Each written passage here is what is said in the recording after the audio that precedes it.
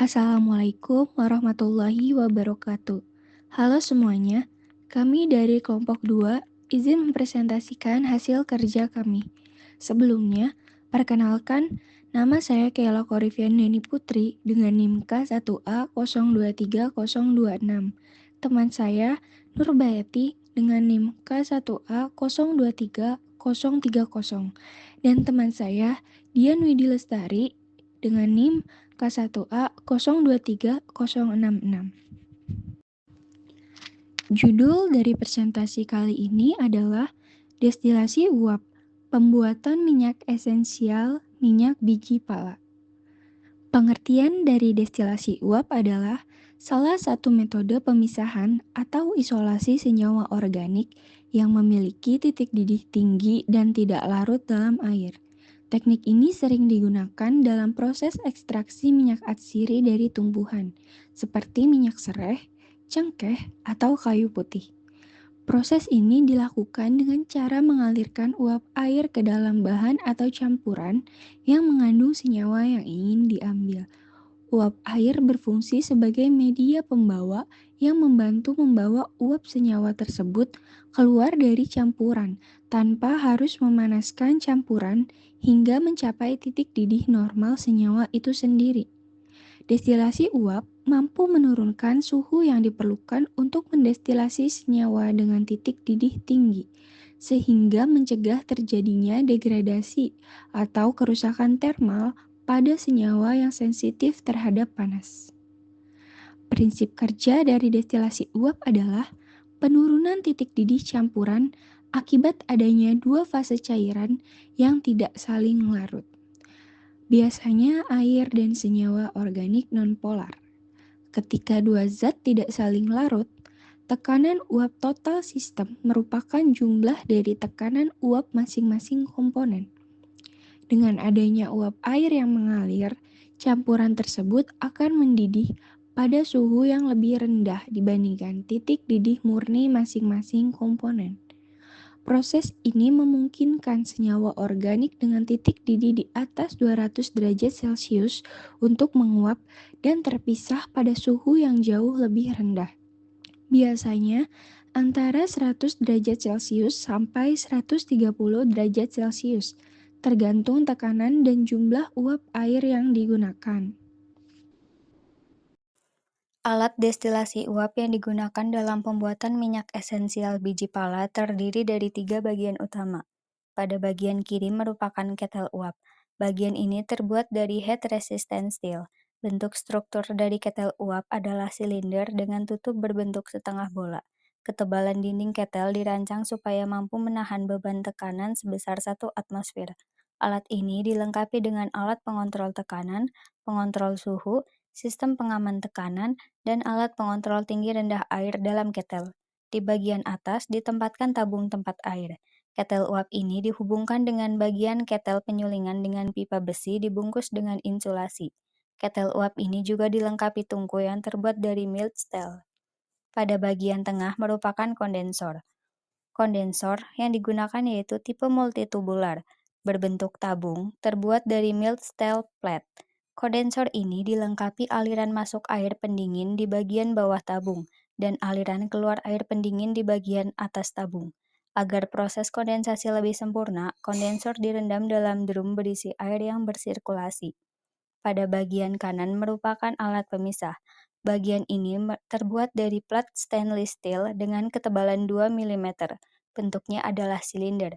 Pada bagian ini dilengkapi dengan sistem saluran pengeluaran minyak dan air yang dapat dibuka dan ditutup dengan menggunakan valve. Fungsi dari rangkaian alat destilasi uap yang digunakan dalam pembuatan minyak esensial biji pala. Ketel uap berfungsi untuk memanaskan cairan hingga mendidih sehingga menghasilkan uap air yang bertekanan tinggi yang akan digunakan untuk proses penyulingan atau destilasi. Kondensor berfungsi sebagai pendingin dan mengubah uap air dan uap minyak menjadi fase cair. Alat pemisah berfungsi untuk memisahkan senyawa dengan perbedaan titik didih. Untuk mencegah penguapan dan kehilangan minyak, maka suhu minyak dalam alat pemisah ini dipertahankan pada suhu 20-30 derajat Celcius. Metode destilasi uap banyak digunakan dalam pembuatan minyak atsiri, seperti yang dibahas dalam penelitian dari jurnal yang kami kaji, yaitu penelitian oleh Asfiah dan Supaya pada tahun 2020 berjudul Modifikasi dan Stark, Upaya Efisiensi Proses Destilasi Uap Minyak Biji Pala dalam Praktikum Kimia Organik. Penelitian tersebut menggunakan metode destilasi uap untuk mengekstraksi minyak dari biji pala. Berikut adalah cara kerja proses tersebut. Yang pertama, persiapan biji pala. Biji pala dipilih dan dibersihkan agar tidak mengandung kotoran yang bisa mengganggu proses ekstraksi. Yang kedua, pemanasan dalam ketel uap. Biji pala dimasukkan ke dalam ketel uap lalu dipanaskan menggunakan uap air bertekanan tinggi. Panas dari uap ini akan menguapkan senyawa minyak atsiri yang terdapat dalam biji pala. Yang ketiga, kondensasi uap. Uap yang mengandung minyak kemudian dialirkan menuju kondensor. Di dalam kondensor, uap akan didinginkan sehingga berubah menjadi campuran cairan yang terdiri dari air dan minyak. Selanjutnya, pemurnian dan pemisahan minyak. Campuran air dan minyak yang telah terkondensasi masuk ke dalam alat pemisah minyak. Karena perbedaan massa jenis, minyak pala akan terpisah dari air dan mengapung di bagian atas sehingga dapat dikumpulkan. Terakhir, penyimpanan minyak biji pala. Minyak biji pala yang sudah dipisahkan dikemas dalam botol atau wadah tertutup untuk menjaga kualitasnya. Minyak ini kemudian siap digunakan untuk berbagai keperluan, seperti dalam industri kosmetik, farmasi, dan makanan. Dengan metode ini, minyak biji pala dapat diekstrak secara efisien dengan tetap mempertahankan kandungan aromatik dan manfaatnya. Setelah memahami cara kerja destilasi uap dalam ekstraksi minyak biji pala, kita juga perlu melihat kelebihan dan kekurangan metode ini. Dengan mengetahui ini, kita bisa menilai apakah metode ini cocok untuk diterapkan dalam skala tertentu, seperti industri kecil atau produksi massal. Kelebihan metode destilasi uap yang pertama, dapat memisahkan zat dengan perbedaan titik didih yang tinggi, sehingga cocok untuk mengekstrak minyak atsiri dari bahan alami, seperti biji pala.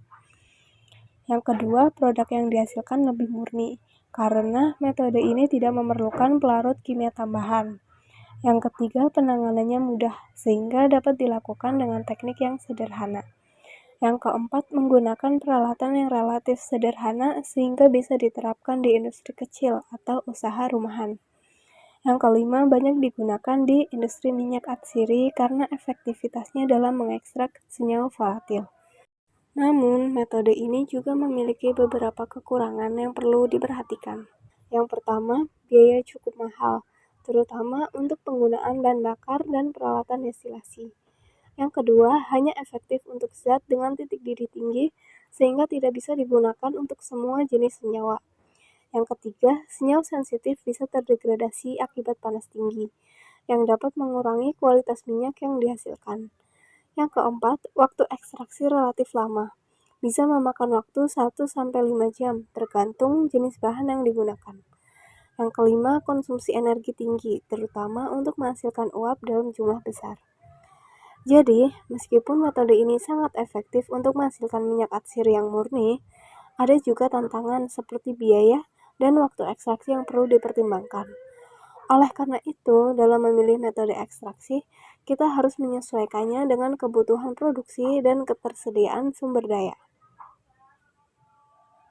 Jurnal acuan yang digunakan pada topik ini berjudul Modifikasi dan Stark, Upaya Efisiensi Proses Destilasi Uap Minyak Biji Pala dalam Praktikum Kimia Organik oleh Asfiah S. dan Supaya tahun 2020, diterbitkan oleh Indonesian Journal of Laboratory, volume 2, nomor 2, halaman 10-15. Sekian pemaparan dari kelompok kami. Kurang dan lebihnya mohon maaf. Terima kasih telah menonton. Wassalamualaikum warahmatullahi wabarakatuh.